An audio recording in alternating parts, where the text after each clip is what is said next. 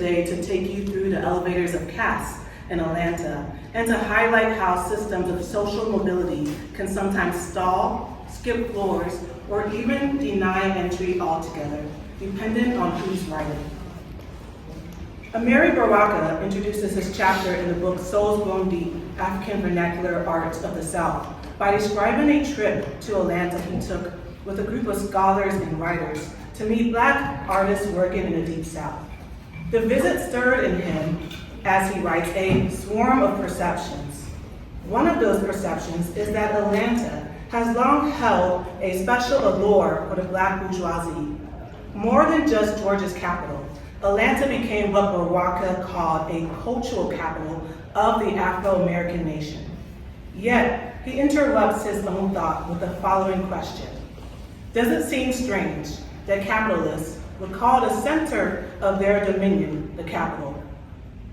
That question speaks to the tension I want to explore today and leads me to two questions of my own for you all to consider.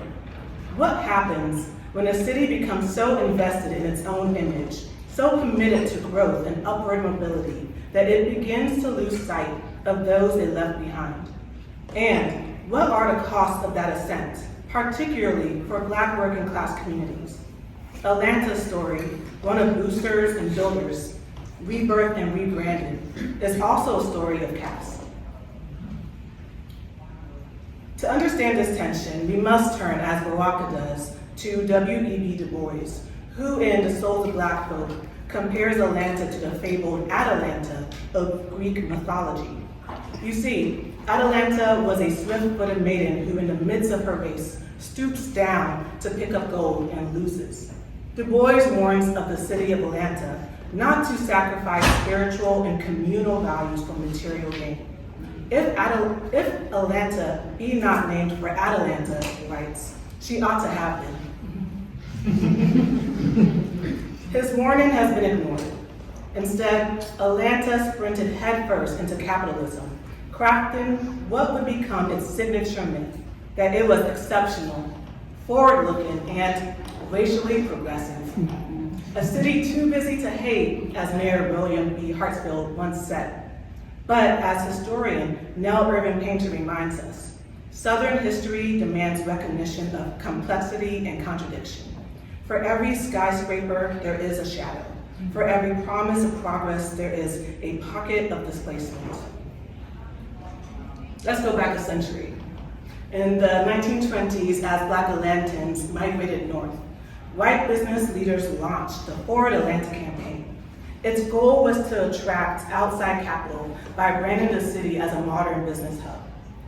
That was Atlanta's first formal marketing effort, a precursor to countless campaigns that would follow. And the strategy worked. Over 1,000 new businesses opened. The Chamber of Commerce boasted of Atlanta's great labor force. Yet, as economist David Sejoukis notes, Black Atlantans were never considered part of the city's future economic development, at least not as beneficiaries. They were only factored in as laborers. In this way, Forward Atlanta extended the ideology of Henry W. Grady's vision for the New South. Because even though Atlanta was no longer reliant on plantation agriculture, it was built on a racial caste system.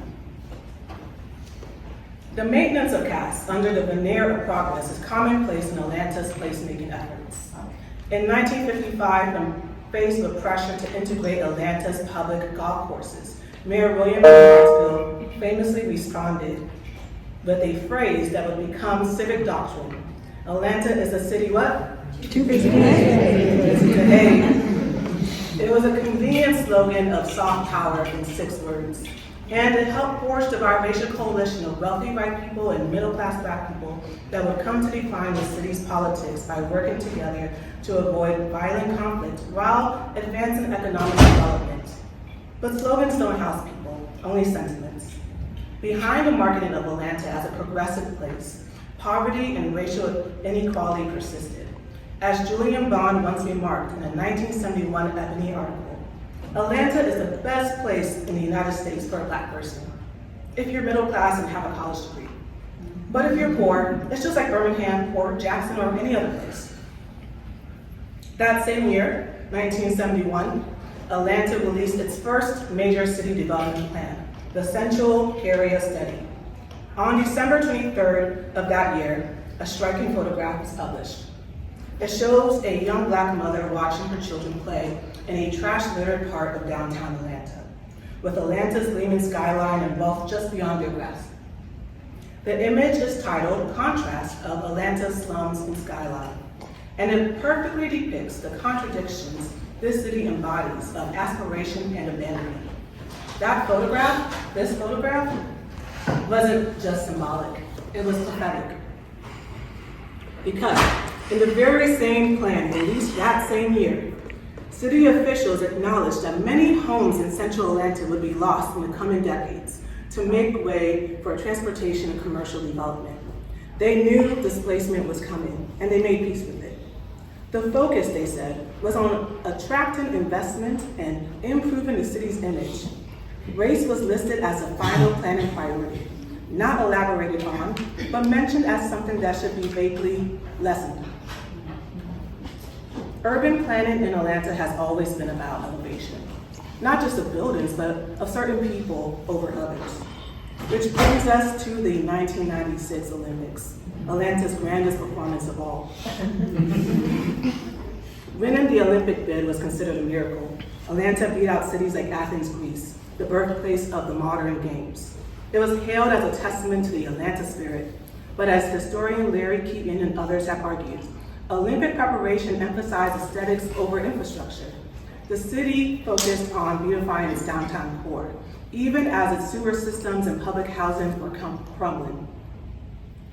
An infrequently recognized part of Atlanta's history is the fact that Atlanta was the first city in the United States to complete construction on a public housing project. Techwood Homes, the first public housing project in the United States, was raised in 1996 to make room for a new mixed-income housing development.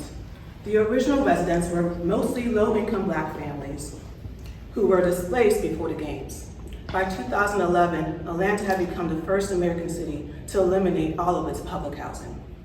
This was not accidental. It was a realization of a strategy laid out in the city's 1995 Comprehensive Development Plan, which listed housing, jobs, and beautification as key goals. The Olympics, officials argued, would inject billions into the economy, but the benefits flowed disproportionately upward. Once again, Atlanta rose, but who did it leave behind? Let's return briefly to theory. Michelle Alexander writes in The New Jim Crow that no caste system in America has ever encompassed all Black people. There have always been free Blacks, always success stories, even under slavery. But that does not negate the reality of caste. Caste, as Allison Davis wrote in his landmark study, Deep South, operates alongside class. Within both Black and white communities, there are layered distinctions. But for Black Atlantans, class mobility has often been an illusion that is permitted in symbolic forms, yet materially limited. Maurice Hobson, in The Legend of the Black Mecca, writes that Atlanta has long been divided between the interests of the Black elite and the needs of the Black working class. In his view, Atlanta is not two cities rich and poor, but one white society and multiple Black societies stratified along lines of class, respectability, and access. So what do we make of Atlanta's persistent myth-making, the phoenix that rises again and again? Every rebirth, post-Civil War, post-Ford Atlanta, post-Civil rights, post-Olympics, brings with it a rebranding of the city. But in each new version, something is lost. And that loss is too often borne by the same people, Black working class residents who find themselves displaced, erased, or ignored in the pursuit of investment and image. In closing, I want to return to Baraka's question. Does it seem strange that capitalists would call the center of their dominion the capital? No, it's not strange. It's strategic. It's myth-made policy, and Atlanta has mastered this performance. But we must ask, can a place that elevates image over equity, capital over community, and middle-class exceptionalism over working-class need still be called a Black Mecca?